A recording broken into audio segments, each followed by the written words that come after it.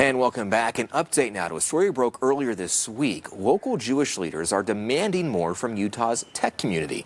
This after the CEO of Utah tech company Entrada dispersed anti-Semitic messages via email.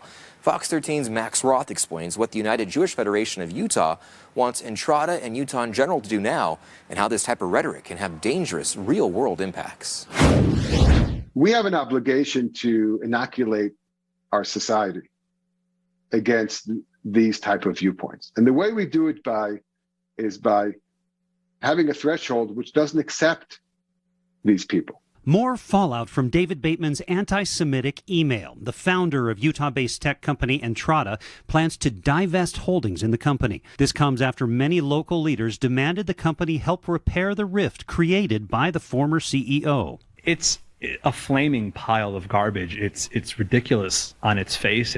I mean, I'm not going to dignify the content of that email with kind of a blow-by-blow description of how asinine it is. This is blatant anti-Semitism. Ron Zamir with the United Jewish Federation of Utah says this type of rhetoric can create hate and shouldn't be tolerated. The responsibility is how do we get better in taking note and quickly acting against people that decide to use their public persona to proclamate their views. The United Jewish Federation of Utah said in a statement that Bateman's email contained vile, hyperbolic, and untrue accusations against Jews, which amplify some of the worst anti-Semitism in our history. And this person we are talking about, was a very big donor to a political party in the state.